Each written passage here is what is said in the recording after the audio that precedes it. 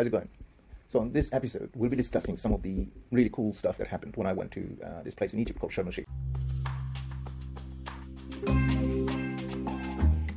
So, for activities, I can give you some ideas what kind of activities you could be doing there and how to go about all the pitfalls and tips on those. Okay.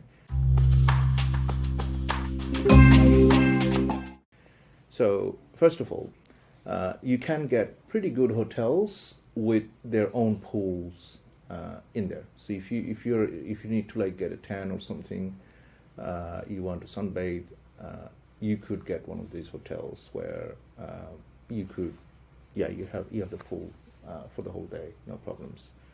So a lot of people do that. They go there, they spend a lot of time on the pool, get some nice tans.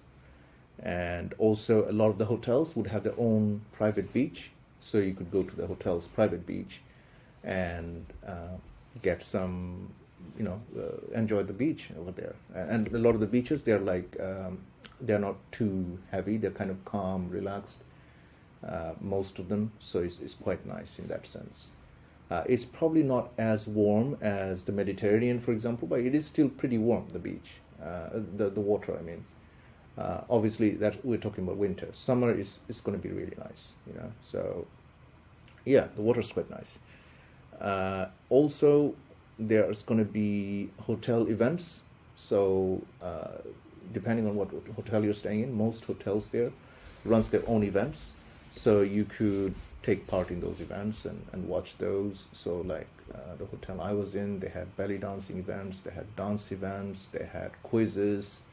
They had a ton of stuff.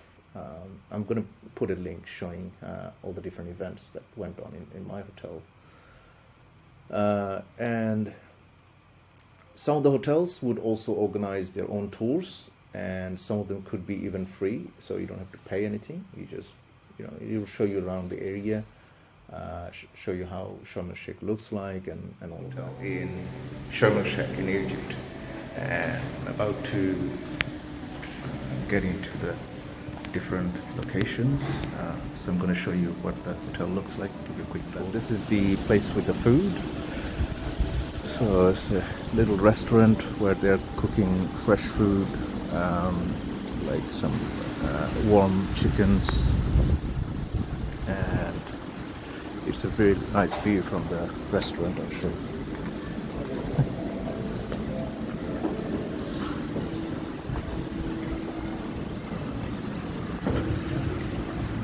See, it's really nice, beautiful palm trees. A lot of stuff.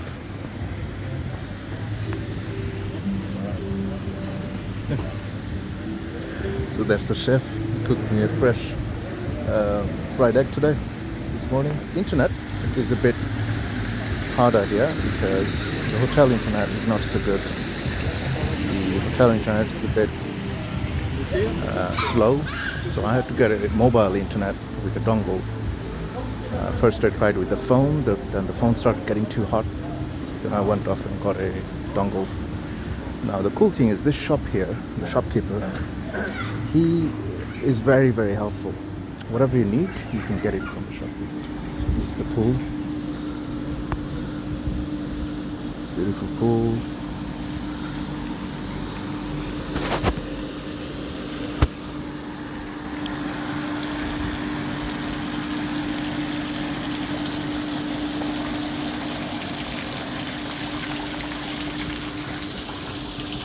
There you go, now that the sun is out, look at these beautiful huts.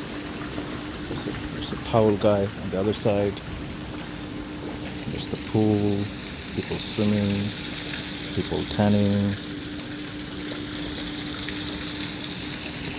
It's not a massive hotel, it's probably, 200 rooms maybe at most. They have this place where you can go diving as well. But yeah, it's really comfy. I'll show you what it looks like if you sit down on these things. It's really comfortable. So I'm just about to sitting down, and this is what it looks like. See? It just looks pretty amazing, isn't it?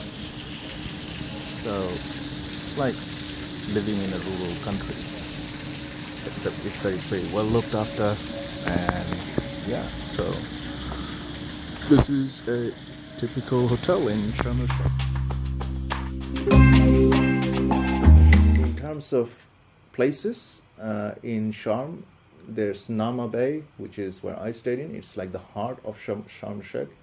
There's also Nabq Bay, and then there's some other areas like Sharm downtown and Sharm something. But it's like in the north near the airport. So you've got the airport, and then you've got Naama Bay, and then you've got Nabq Bay.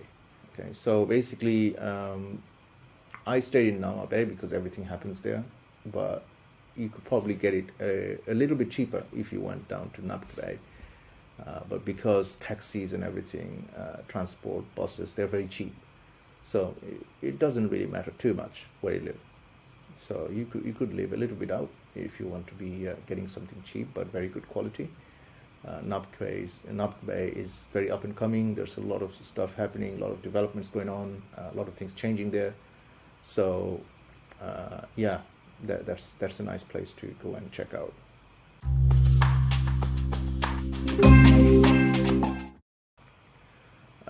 In Naama Bay, there's also a ton of really good clubs and bars and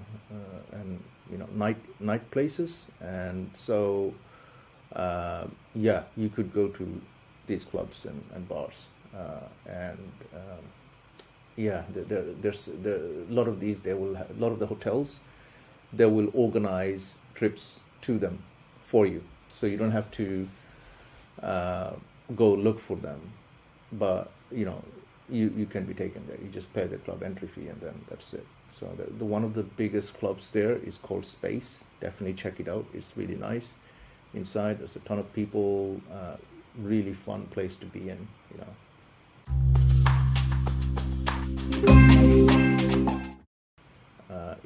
On top of that, there's some shopping places that are open during the night. So there's called Janina Shopping Center. Over there, you're going to find, this is also in Naama Bay, by the way. It's literally next to my hotel, but it is pretty big. There's a ton of activities there. It's really huge, and yeah, probably during COVID times, it's going to be shut down, a lot of it, but it is quite nice. There's a ton of activities there to do, a lot of different things you could go shopping for, and yeah, overall, it's going to be a nice experience in that shopping center. It gets busier at night. From around 11, it's going to get really busy. It's going to be a party town about 11. Welcome to Sharm El Sheikh.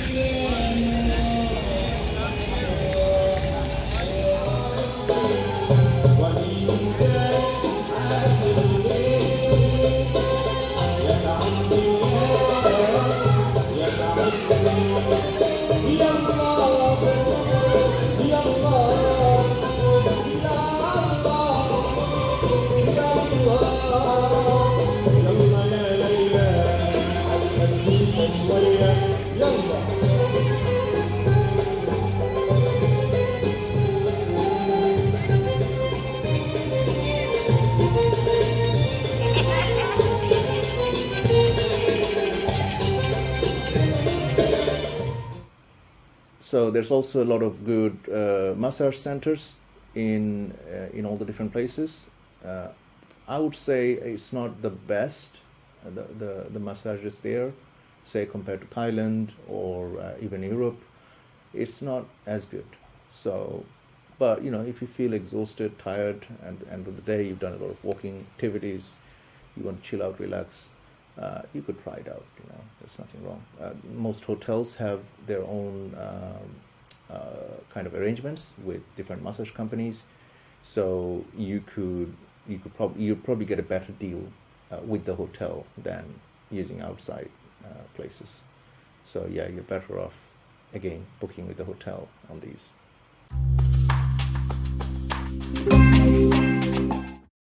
There's a ton of water activities in Sharm El Sheikh. So as you know, it's right in the Red Sea, right next to the Red Sea. So different parts of the Red Sea is different. So depending on where you go, you're going to see different things. And what's really cool is everything underneath is the real thing to see. Above it looks very similar, although you're going to see waters with different colors sometimes. So sometimes you'll see where there's water with blue, and then a bit of green water, and then a bit of light blue, all like next to each other. It's not like sunlight or anything, but the water looks different. I guess it's the bottom of the sea that's different, because it's like very picturesque underneath the sea. You could go to the Dolphin Show. I would definitely recommend going to the Dolphin Show. It's one of the best shows I've seen. They have seals, they have penguins and dolphins, so it's quite nice. And they've got a bunch of other animals as well. Like they've got some peacocks, they've got some monkeys. You could just chill out and talk to them. And with the dolphins, you could actually go swimming with the dolphins as well.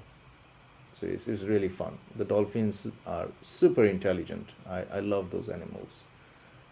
They are, they're very helpful. They'll help you to kind of get across from in the pool, and they can do a ton of stuff you would never have expected them to do. They are super intelligent.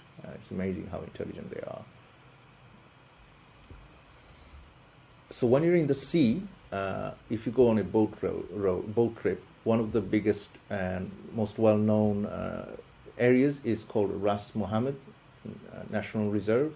So it's like a kind of protected area that includes a big part of the sea and mountains and deserts. Okay, so all of that is covered as like a protected area. So you could actually go there and you could do a ton of sea activities. So you could go snorkeling, you could go diving. Now, here's the thing. If you can't swim, it's not really a massive issue. You'd be still fine. I would say you should then probably let them know in advance. So they will ensure they give you special guides to help you out. So they have people. There's always people there who can't swim, and they have operators who helps with them. It helps for them. Now, in terms of snorkeling versus diving, I personally prefer diving, because you actually get to go inside and look through a lot of things that you can't when you're snorkeling. You're just like looking from the top when you're snorkeling. And as I said, if you can't swim, it's not a problem, because you'll have guides taking you down when you're diving, and they'll stay with you all the way, and they'll control your movements and everything. So you'd be perfectly okay diving. They'll give you some instructions how to clear water from your ear, from your nose, from your mouth when you're down there, and what kind of signals to use. You and the cameraman, you say do that, whatever. But the rest of the time, your hand like that, whatever you want, but not like that. No one swim under the water. The guide will take you up, down, right, left, front, back. You don't have to do anything. Just breathe, vocalization, enjoy. So just on the side or in the front? Sorry? Just on the side or in the whatever you want. Whatever you want, but not swim. That's not swim. All right. So those things are very easy to learn and do. So you're going to absolutely enjoy it, and you're going to meet some amazing fishes. I think I met a a seahorse when I was down there. So yeah, it was quite fun.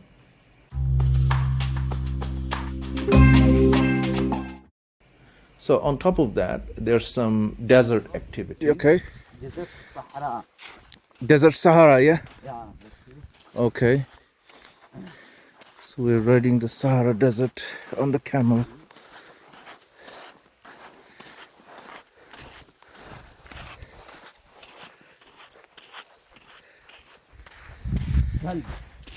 Ghalb? Yeah. Okay. Yeah.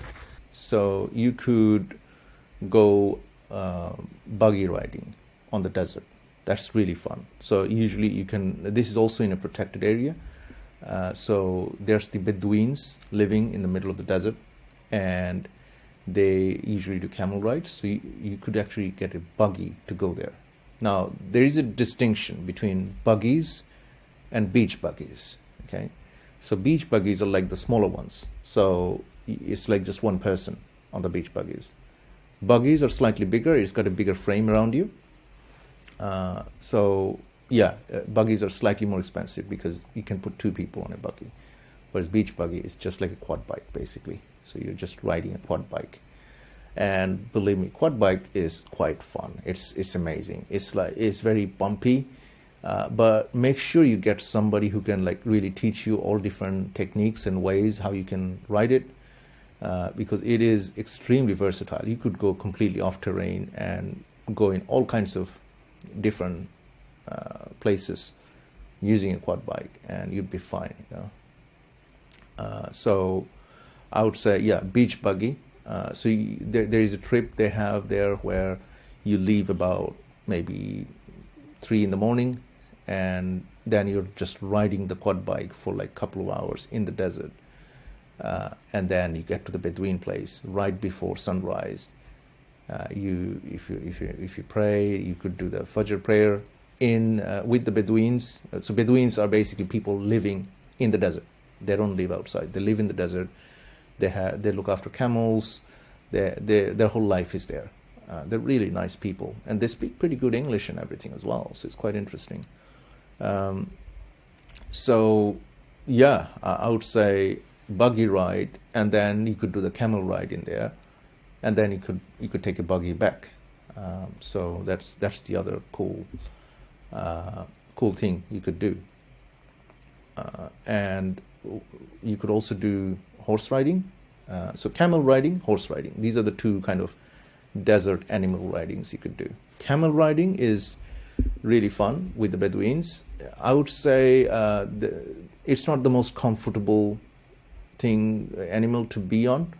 I don't find it the most comfortable. But having said that, if you probably can book a slightly longer trip with camels, you might be better off, because then you could actually try to learn how to control a camel, how to kind of give it the right signals so it's actually moving according to your sort of directions. On the way to the last stop today, horse riding on the beach and then on the desert. Yeah. What's your name, sorry? Mustafa. Mustafa, say hello on YouTube. Yeah. So yeah, with Mustafa going there. I'll show you the view from the car. It's beautiful. So there you go. This car is an amazing horse as well. So this is all in Sharm. Somewhere in Sharm we'll be going from the beach. Horses, they actually have horse riding. So you could go horse riding on the sea, on the beach.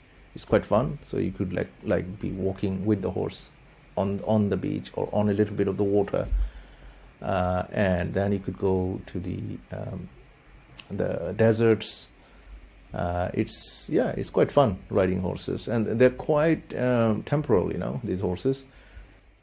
But I would say finding a good trainer is probably the key. So if you can find a trainer who can actually explain you and show you all the different steps and speak pretty good English, that's probably the most challenging part. If you can do that, then you're golden. So don't forget to hit the subscribe button, hit the like, and press that little bell, so that way I could keep you informed of any future episode that comes up. So without further ado, see you on.